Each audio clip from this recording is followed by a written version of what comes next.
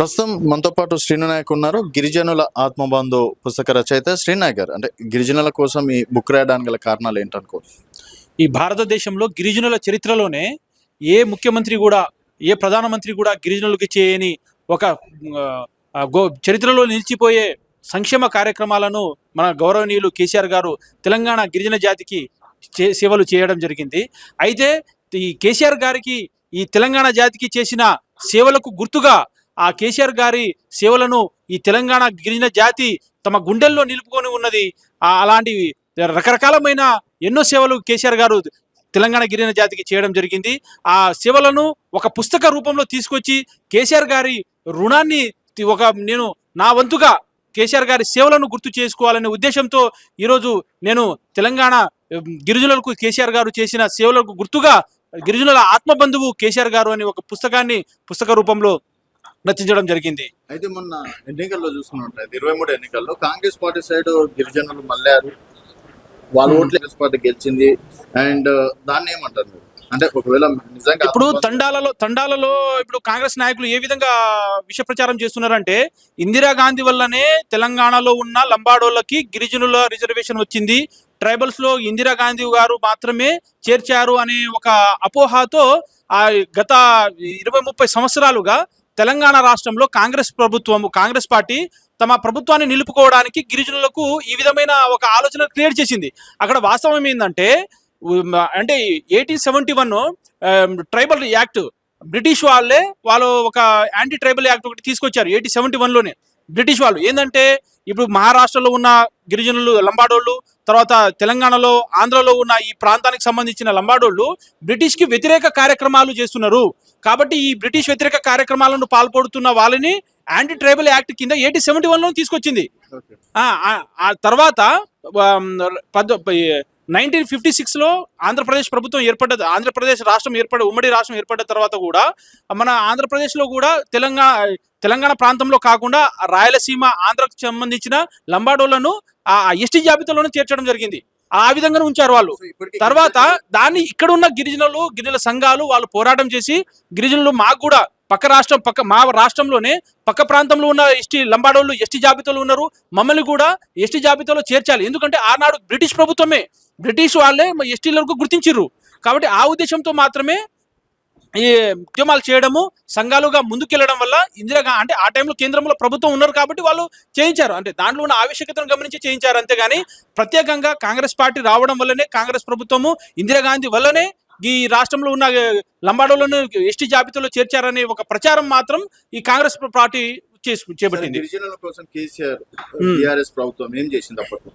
ఆనాడు తెలంగాణ ఉద్యమంలో కేసీఆర్ గారు తన ప్రచారంలో కూడా, తెలంగాణ ఉద్యమంలో కూడా ఈ గిరిజన జాతిలో ఉన్న లంబాడీసు, ఆదివాసులు వీళ్ళకి నేను స్వరాష్ట్రం సాధించుకున్న తర్వాత తెలంగాణ రాష్ట్ర అభివృద్ధిలో భాగంగా వీళ్ళను చేయాలని, వీళ్ళ కోసం నేను తండాలను, గూడాలను గ్రామ పంచాయతీలో చేస్తాను, రిజర్వేషన్ పెంచుతానని కేసీఆర్ గారే స్వయంగా ఆ రోజు ఉద్యమంలో ఏ విధంగా అయితే మాటిచ్చారో ఆ మాటను నిలబెట్టుకొని స్వరాష్ట్రంలో ఏర్పడ్డ తక్షణమే అంటే 2015లోనే తండలను గ్రామ పంచాయతీ చేయాలనే దిశగా అడుగులు వేయడం, దానికి ఒక కమిటీని ఏర్పాటు చేయడం, కోనేరు రంగారావు కమిటీని ఏర్పాటు చేయడం, ఆ కమిటీ ద్వారా వచ్చిన రిపోర్టులను తండాలను గ్రామ పంచాయతీ చేయడం, తండాలను గ్రామ పంచాయతీ తర్వాత 10% రిజర్వేషన్ అంటే పెరిగిన జనాభాకు రిజర్వేషన్ కల్పించడం.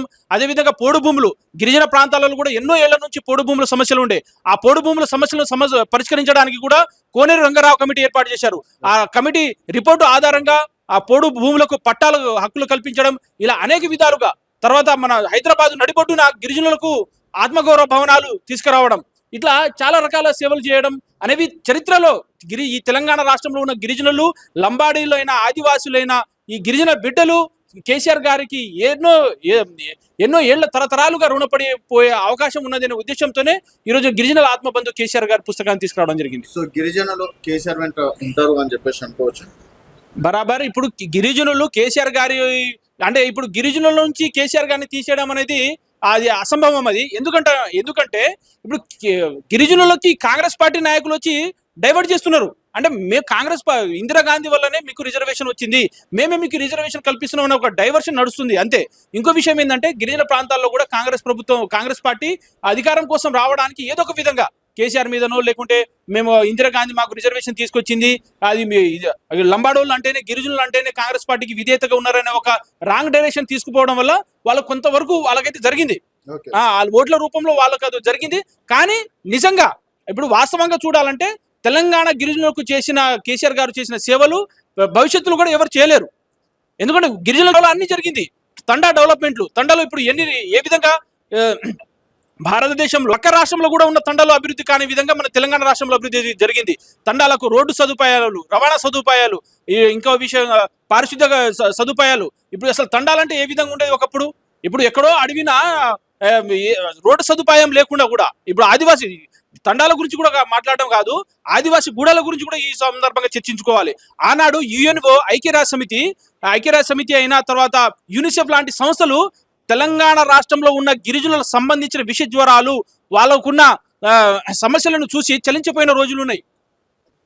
యుఎన్ ఐక్యరాజ్య సమితినే తెలంగాణ రాష్ట్రంలో ఉన్న తెలంగాణ ప్రాంతంలో ఉన్న గిరిజన ఆదివాసీ గూడాలు ఒక అంటే మానవ నెక్స్ట్ ఏది మీ కార్యాచరణ చెప్పాలి. ఇంకో విషయం అంటే మన గిరిజనుల పరిస్థితులు ఏ విధంగా ఉండేది ఇంతకు ముందు అంటే దేవరకొండ ప్రాంతంలో కూడా గిరిజనులు ఎన్ని రకాలుగా మోసపోయారు. దేవరకొండ ప్రాంతంలో గిరిజనులు పాపం వాళ్ళ ఆడబిడ్డలు అమ్ముకున్న రోజులు అయిపోయినాయి. ఇక్కడ మన భారతదేశంలోనే ఆడబిడ్డలను అమ్ముకునే కర్మాగారం ఎక్కడైనా ఉందంటే దేవరకొండలో ఉన్న లంబాడి తండ ప్రాంతాలు. ఆ రోజు ప్రపంచ వ్యాప్తంగా దేశవ్యాప్తంగా ఆ పేరు వచ్చిందంటే ఎంతటి దయనీయమైన పరిస్థితులు, ఎంతటి నీచమైన దౌర్భాగ్యాన్ని అనుభవించారు ఆ రోజు గిరిజన జాతి అనేది మనం అర్థం చేసుకోవాలి. తర్వాత తెలంగాణ రాష్ట్రం ఏర్పడ్డ తర్వాత కూడా ఏనాడైనా మనకి ఎక్కడైనా కనిపించిందా గిరిజనులకు సంబంధించిన ఆడబిడ్డల విక్రయాలు ఎక్కడైనా జరిగినట్టు ఎక్కడైనా విన్నామా మనం? లేదు. అలాంటి ఒక మంచి అవకాశాలను అభివృద్ధిని కల్పించారు కేసీఆర్ గారు గిరిజన జాతికి. సో మొత్తానికి గిరిజనులు అయితే కేసీఆర్ వెంబడి ఉంటారు.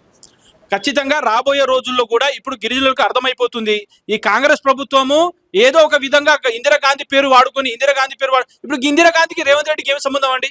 ఇప్పుడు రేవంత్ రెడ్డి ముఖ్యమంత్రి సీటు మీద ఉన్నాడు, ఇందిరాగాంధీకి రేవంత్ రెడ్డికి ఏం సంబంధం? ఆమె ఉన్నది పార్లమెంట్ లో మనం ఈ బిల్లు తీసుకురావడం, ఇక్కడ నుంచి సంఘాలు ఐక్యంగా పోరాటం చేసి మా హక్కులు మాకు కావాలనే ఉద్దేశంతో తీసుకొచ్చింది అంతే రిజర్వేషన్. అంతేగాని ప్రత్యేకంగా కల్పించుకొని రిజర్వేషన్ తీసుకురాలే. ఇంకో విషయం అండి మీకు ఇంపార్టెంట్ చెప్పాల్సింది ఏంటంటే ఉమ్మడి ఆంధ్రప్రదేశ్ 1956 ఆ టైంలో ఇక్కడ తెలంగాణ ప్రాంతం, ఆంధ్ర ప్రాంతము, రాయలసీమ ప్రాంతంలో ఉన్న లంబాడీలు కూడా ఎస్టీలుగా పరిగణించబడుతున్నారు. ఆ టైంలో తెలంగాణ ప్రాంతంలో ఉన్న లంబాడీలకు ఎస్టీ హోదా లేదు. కాబట్టి ఆ విధంగా వాళ్ళని అంటే ఆ సమీకరణాలను బట్టి తీసుకొచ్చింది రిజర్వేషన్. అంతేగాని ఏదో ఎక్కడో ఉన్న లంబాడోళ్ళను అంటే బీసీలు ఓసీలుగా పరిగణించబడుతున్న లంబాడోళ్ళను మేమే ఎస్టీలో జాబితాలో తీర్చుకుంటున్నాం అని కాంగ్రెస్ నాయకులు ప్రగల్భాలు పడుతున్నారని మేము చెప్తున్నాం. ఓకే, సో మొత్తానికి అయితే గిరిజనులు కేసీఆర్ వెంబడే ఉంటారు అని చెప్పేసి కూడా శ్రీను నాయక్ బుక్ ఒక ముఖ్య ఉద్దేశం అని చెప్పేసి కూడా తెలుసుకోవచ్చు.